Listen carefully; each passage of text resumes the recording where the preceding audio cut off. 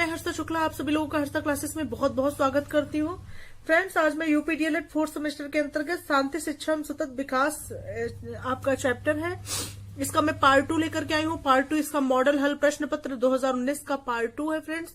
और पार्ट 2 के अंतर्गत मैंने टॉप 20 बहुत ही ज्यादा महत्वपूर्ण very short answer type questions को सम्मिलित किया है और ये बहुत ही महत्वपूर्ण वीडियो होने वाला है। यहाँ पे जो परीक्षा के लिए बहुत ही महत्वपूर्ण प्रश्न है उन्हीं प्रश्नों को मैं सम्मिलित कर रही हूँ। और अभी मैं फ्रेंड्स टॉप 20 के अंतर्गत मैं यहाँ पे केवल टॉप 10 प्रश्न लेकर के आई हूँ, क्योंकि वीडियो बहुत अधिक लंबा और बोरिंग ना हो। अगला पार्ट में लेकर के आऊंगी, वहां पे टॉप 10 और आपके very short answer type question रहेंगे। और ये प्रश्न 20 क्वेश्चन आपकी परीक्षा की दृष्टि से बहुत ही ज्यादा महत्वपूर्ण है।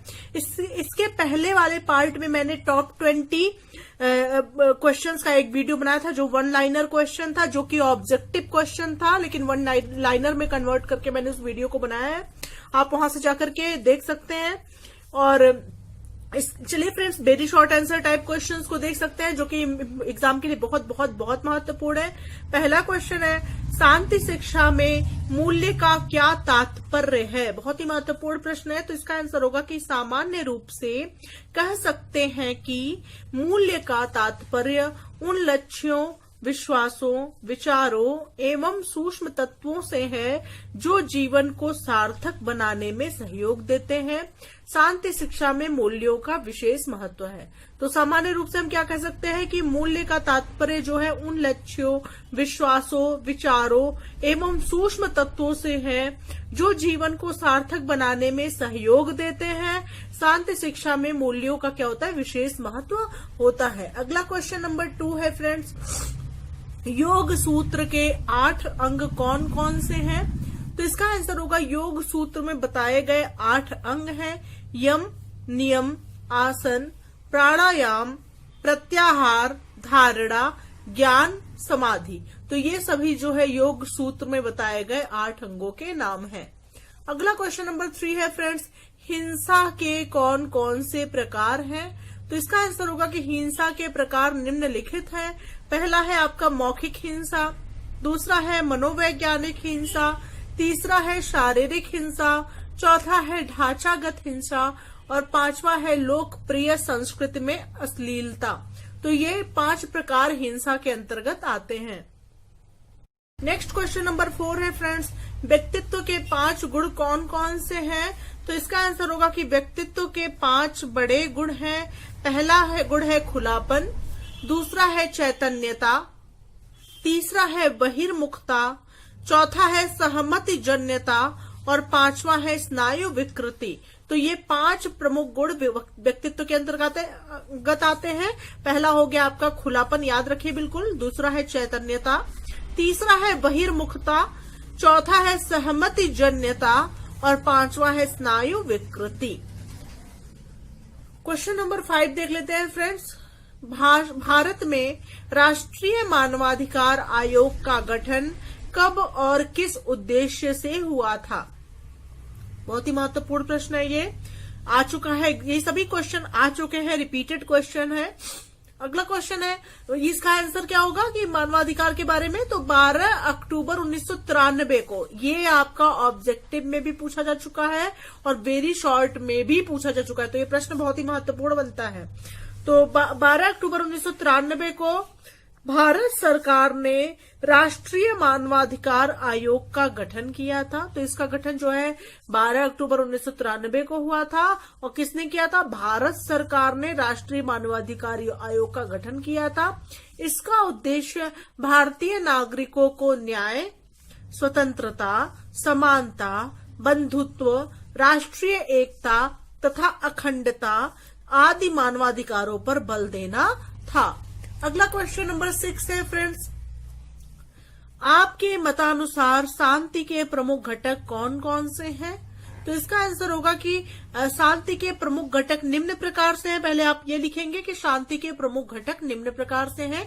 तो पहला घटक है अहिंसा, सत्याचरण मतलब सत्य भरा आचरण मतलब सत्य बोलना, और सहनशीलता, समानता, अनुकंपा, दयालुता, मित्रता, उदारता, खुलापन, आपसी समझ एवं बातचीत, प्रेम पूर्वक व्यवहार और आपसी भाईचारा इत्यादि जो है शांति के प्रमुख घटक हैं।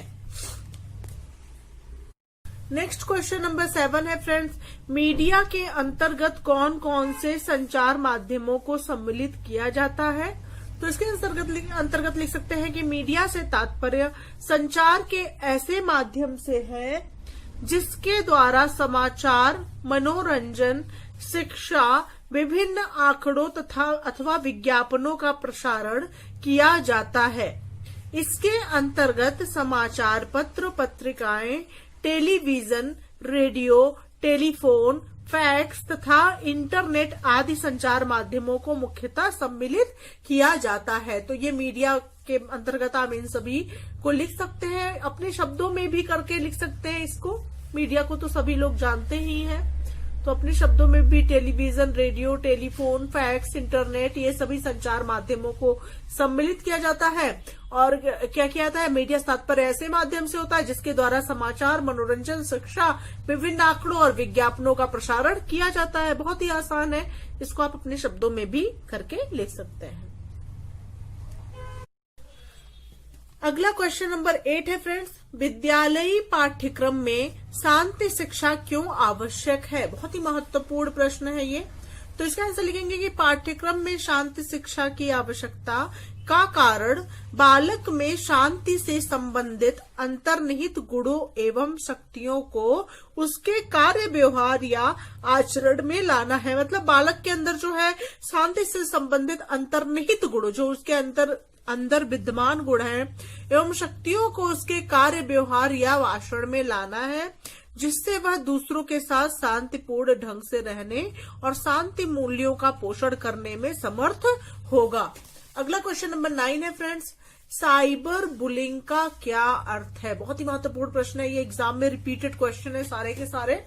तो इसका आंसर है साइबर बुलिंग का अर्थ, पहले आप हेडिंग अर्थ है ये करके हेडिंग डाल सकते हैं। तो इसका अर्थ क्या है? किसी बच्चे या वयस्क को किसी अन्य बच्चे या वयस्क द्वारा इंटरनेट या मोबाइल का प्रयोग कर प्रताड़ित या मानसिक रूप से परेशान किया जाए। मतलब कोई बच्चा है या वयस्क है, उसको जो है किसी अन्य बच्चे या वयस्क द्वारा इंटरनेट या मोबाइल का प्रयोग कर प्रताड़ित या मानसिक रूप से परेशान किया जाए, इसका बाल मस्तिष्क पर गहरा प्रभाव पड़ता है। मतलब बच्चों के मस्तिष्क पर इसका बहुत ही गहरा प्रभाव पड़ता है। और इसका अर्थ क्या होता है कि कोई बच्चा है या वयस्क है, उसको जो है कि अगर उसके पास फोन है, मतलब इंटरनेट या मोबाइल से वो जुड़ा हुआ है, तो उसको किसी अन्य बच्चे या किसी अन्य वयस्क द्वारा जो है वो मानसिक रूप से उसे प्रताड़ित किया जाए, तो या परेशान किया जाए मानसिक रूप से, तो इसका जो है बाल मस्तिष्क पर बहुत ही ज्यादा गहरा प्रभाव पड़ता है। इसे ही साइबर बुलिंग कहते हैं। अगला क्वेश्चन नंबर 10 और इस वीडियो का लास्ट क्वेश्चन है कि अष्टांग योग किसे कहते हैं? और फ्रेंड्स अगला पार्ट में लेके आऊंगी, उसमें आपके और भी ज्यादा टॉप 10 प्रश्न सम्मिलित करूंगी, और वो सभी प्रश्न जो है ये वीडियो, इससे पहले का वीडियो और जो आने वाला है, सब मिला के आपकी परीक्षा के लिए अहम भूमिका निभाएंगे। और अगला पार्ट जो होगा ये 20 क्वेश्चन पूरा करने के बाद शॉर्ट आंसर टाइप क्वेश्चन करेगा। तो बिल्कुल आप लोग मेरे चैनल से जुड़े रहिए, आप लोग की बहुत अच्छी प्रिपरेशन हो रही है। आपको किताब खोल के या कॉपी कोई भी नोट्स पढ़ने की जरूरत नहीं है। अगर आप मेरे चैनल से जुड़े हुए हैं तो ये नोट्स आपके लिए पर्याप्त हैं। तो क्वेश्चन नंबर 10 है अष्टांग योग किसे कहते हैं? तो इसका आंसर होगा अष्टांग योग, योग सूत्र में बताए गए योग के 8 अंग हैं। जैसा कि अष्टांग नाम से ही आपको ज्ञात है कि अष्टांग योग मतलब अर्थात 8 योग, तो 8 अंग हैं। यम, नियम, आसन, प्राणायाम, प्रत्याहार, धारणा, ज्ञान, समाधि। क्या है ये? पहला यम, नियम, आसन, प्राणायाम, प्रत्याहार, धारणा, ज्ञान, समाधि।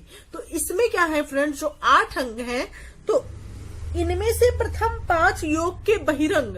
प्रथम 5 कौन से हो गए? पहला यम हो गया, दूसरा नियम हो गया, तीसरा आसन हो गया, चौथा प्राणायाम और 5वां है प्रत्याहार। तो ये 5 जो है क्या होंगे? योग के बहिरंग के साधन एवं अंतिम तीन कौन सा बच रहा है? धारणा, ज्ञान तथा समाधि। ये तीन अंतिम है। ये अंतिम तीन जो है योग के अंतरंग साधन माने जाते हैं। तो इसमें से प्रथम 5 कौन कौन से? यम, नियम, आसन, प्राणायाम, प्रत्याहार, ये योग के बहिरंग साधन माने जाते हैं। और अंतिम 3 कौन है? धारणा, ज्ञान, समाधि, ये योग के अंतरंग साधन माने जाते हैं। व्यक्तित्व के 5 गुण कौन कौन से हैं? बहुत ही महत्वपूर्ण प्रश्न। तो इसका आंसर होगा कि व्यक्तित्व के 5 बड़े गुण हैं। पहला है खुलापन, दूसरा है चैतन्यता, तीसरा है बहिर्मुखता, चौथा है सहमति जन्यता और 5वां है स्नायु विकृति। तो ये 5 प्रमुख व्यक्तित्व के गुण होते हैं। अगला क्वेश्चन नंबर 2 है फ्रेंड्स, हिंसा के कौन कौन से प्रकार हैं? नामांकित करिए। तो इसका आंसर होगा कि हिंसा के प्रकार निम्नलिखित हैं। पहली है मौखिक हिंसा, दूसरी है मनोवैज्ञानिक हिंसा, तीसरी है आपकी शारीरिक हिंसा, चौथी है ढांचागत हिंसा, 5वीं है लोकप्रिय संस्कृत में अश्लीलता। अगला क्वेश्चन नंबर 3 है फ्रेंड्स, योग सूत्र के 8 अंग कौन कौन से हैं? बहुत ही महत्वपूर्ण प्रश्न है। तो इसके आंसर में लिखेंगे योग सूत्र में बताए गए योग के 8 अंग हैं। पहला यम, नियम, आसन, प्राणायाम, प्रत्याहार, धारणा, ज्ञान, समाधि। तो ये सभी जो है योग सूत्र में बताए गए योग के 8 अंगों में से है। नेक्स्ट क्वेश्चन नंबर 4 है फ्रेंड्स, मीडिया के कितने प्रकार हैं? तो इसका आंसर होगा मीडिया के 3 प्रकार होते हैं। पहला प्रकार है लोक संचार माध्यम, दूसरा है जन संचार माध्यम और तीसरा है मुद्रित माध्यम। तो ये 3 प्रकार जो है मीडिया के होते हैं और मुद्रित माध्यम को जो है प्रिंट मीडिया के नाम से भी जाना जाता है। अगला क्वेश्चन नंबर 5 है फ्रेंड्स, तनाव कितने प्रकार का होता है? तो इसके आंसर में है फ्रेंड्स, तनाव 2 प्रकार का होता है।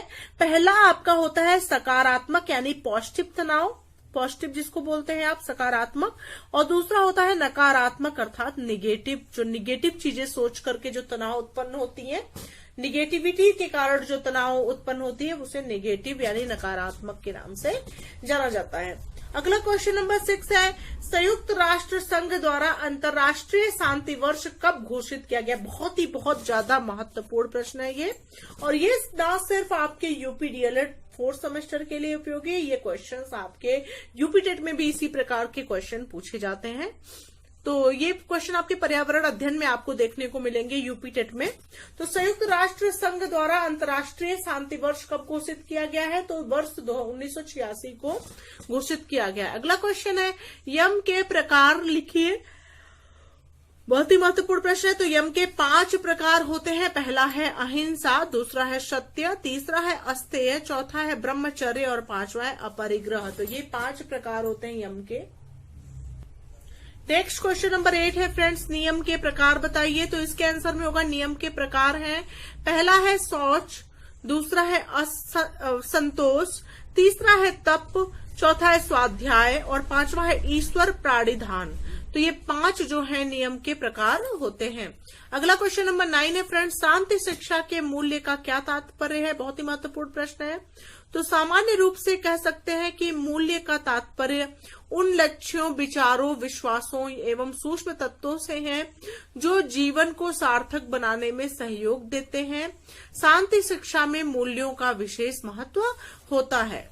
अगला क्वेश्चन नंबर 10 है फ्रेंड्स, आपके मतानुसार शांति के प्रमुख घटक कौन कौन से? बहुत ही महत्वपूर्ण प्रश्न है। शांति के प्रमुख घटक ये परीक्षा में पूछे जाने की पूरी संभावना इस बार। तो शांति के प्रमुख घटक है, पहला घटक है आपका अहिंसा लिख सकते हैं, दूसरा सत्याचरण, तीसरी है सहनशीलता, फिर समानता, अनुकंपा, दयालुता, मित्रता, उदारता, खुलापन, आपसी समझ एवं बातचीत, सभी से प्रेम पूर्वक व्यवहार, पूर्वाग्रहों से स्वतंत्रता, वैश्विक भाईचारों का दृष्टिकोण इत्यादि, ये सभी शांति के प्रमुख घटकों में से हैं।